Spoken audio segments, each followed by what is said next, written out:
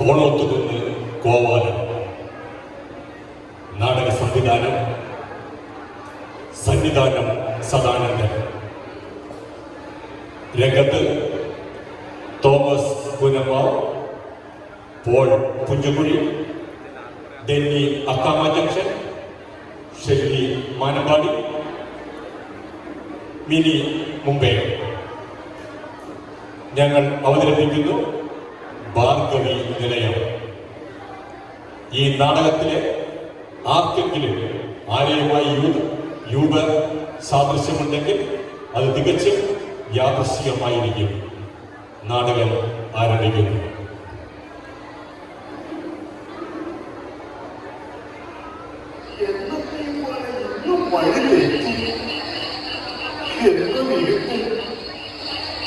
പേടിപ്പിക്കുന്ന ശബ്ദങ്ങൾ, ഒരു വലി,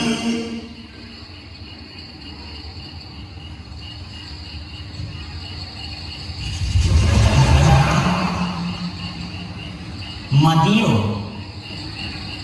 മതി. ഒരു സിഗരറ്റ് കിട്ടിയിരുന്നെങ്കിൽ തണുപ്പ് മാറ്റാമായിരുന്നു.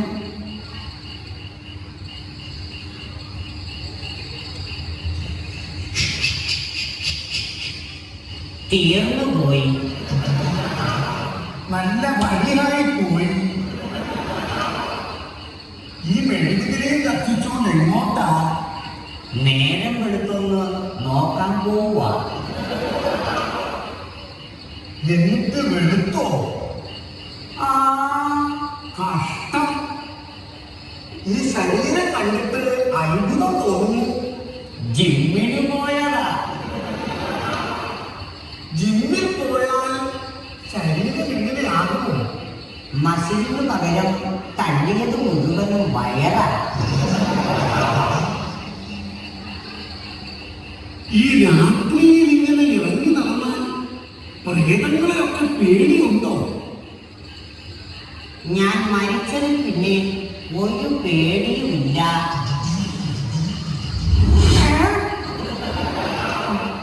പേടിപ്പിക്കാൻ വേണ്ടി നടക്കുക.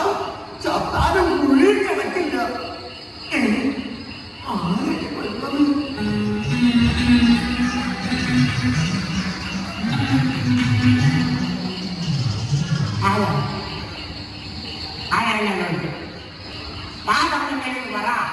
പേടിച്ചിട്ട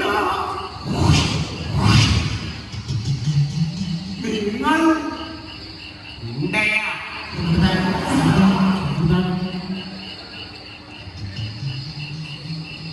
എന്നിട്ട് ഞാൻ കണ്ടില്ലല്ലോ.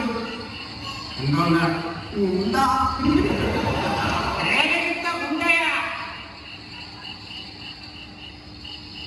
നിങ്ങളുടെ നാട്ടിൽ പേരെടുക്കുന്നത് ഗുണ്ടകളാണോ? പേടിപ്പിക്കാതെ കയ്യിലുള്ള മേലെ കൊടുക്കുക. വീണ്ടും വീണ്ടും കൊല്ലല്ലേ. മേടിക്കണ്ട. ഉത്സവപ്പറമ്പിൽ നിന്ന് മേടിച്ചതാ. ഞെക്കുമ്പോ ചെയ്യ പാട്ട് കേൾക്കും. എത്തുമ്പോ കേൾക്കും. കേൾക്കും. അല്ല, ഇത് പയറ് ചോദിക്കുന്നു. കുറച്ച് കഴിഞ്ഞാ കഞ്ഞിയും ചോദിക്കും. ഒന്നുകൂടെ ഒന്ന് ഞെക്കട്ടെ. ഞെക്കിക്കോ. ഓപ്പോളുടെ കുട്ടിക്ക് കളിക്കാൻ കൊടുക്കാം.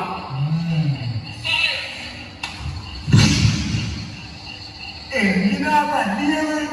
ഞെക്കുമ്പോ ലൈറ്റ് കത്തുന്ന കാര്യം എന്റെ അച്ഛൻ വന്ന് പറയൂ. ഞാനങ്ങോട്ട് പോവാ. സൂക്ഷിക്കണം. അവിടെ ഒരു വലിയ കുടിയുണ്ട്. കൂടുതൽ നിർദ്ദേശമൊന്നും വേണ്ട.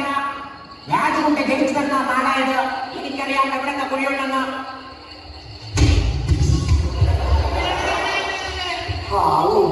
അവന്റെ കാര്യത്തിൽ ഒരു തീരുമാനമായി. ഒരു വീടല്ലേ കാണുന്നത്? വിളിച്ചു നോക്കാം. അണ്ണ, ചേച്ചി, അണ്ണ, ചേച്ചി, അണ്ണാച്ചി.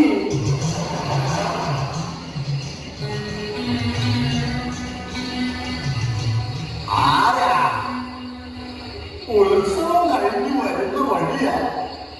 വഴി തെറ്റി ഇന്നേക്ക് രാത്രി ഈ ഉമ്മറത്ത് കിടന്നുകൊണ്ടേ അതിനു മുമ്പ് വല്ലാത്ത ദാഹം. കുറച്ച് വെള്ളം കിട്ടിയിരുന്നെങ്കിൽ അഗ്നിയിൽ തിളപ്പിച്ചെടുത്ത ജലം കൊണ്ട് വേണോ തണുത്തതാണോ തണുത്തതേ പൂച്ചു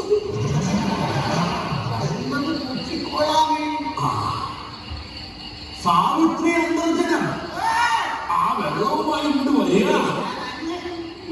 സാവിത്രി അന്തർജനം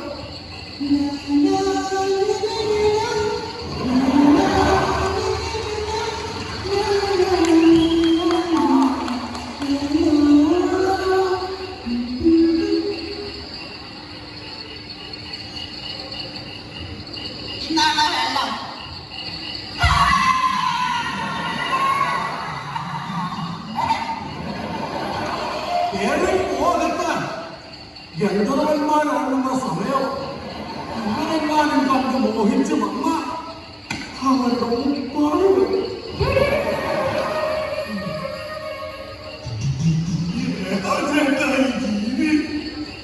തറവാട്ടിലുള്ള വയസ്സ് 48 പൃഥ്വിരാജിനെ കെട്ടു എന്നൊറ്റ വാശി.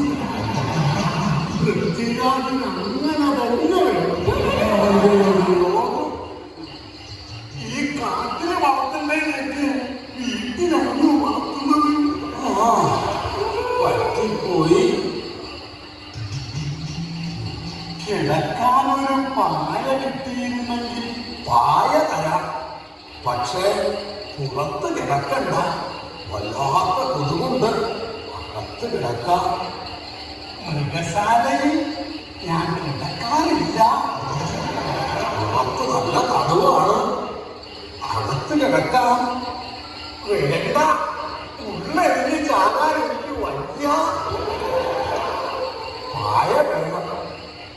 അമ്പലേ ആ പായ ഇന്ന് കൊണ്ടുവരിക.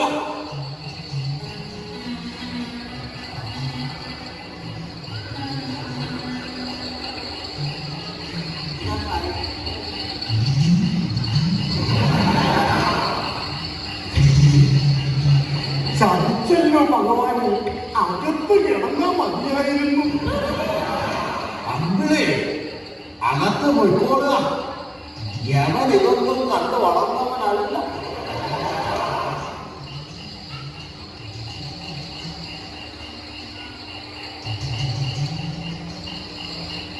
ഗോ ബാക്കിലേക്ക് go. Go go go go go. ഇവിടെ എവിടേക്കാ? അകത്ത് ചാച്ചാം. പുറത്ത് സൂക്ഷിയാ മതി. അമ്പിളി ഒറ്റയ്ക്കാ. അമ്പിളി പേച്ചു. അവള് പേച്ചോട്ടെ. ഇവിടെ ചാച്ച്. വേറെന്തെങ്കിലും ആ അമ്പിളിയെ കൂടി കിട്ടിയിരുന്നെങ്കിൽ, അല്ല ഒരു കമ്പിളി കൂടി കിട്ടിയിരുന്നെങ്കിൽ. കമ്പിളി വേണ്ട, ഉള്ള കുടുംബത്തൂരിൽ പുതച്ചാ മതി.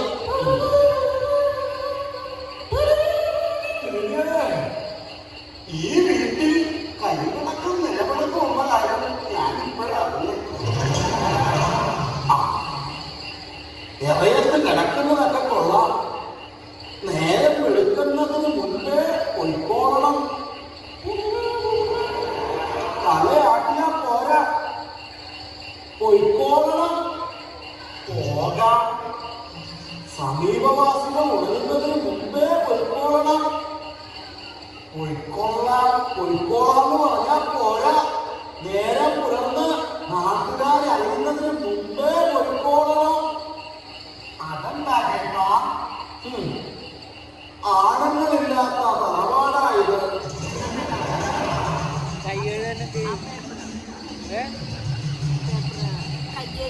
അപ്പൊ ചേട്ടൻ ഒരു 10 കഴിഞ്ഞാലും ആ കലാലപ്പുറത്ത്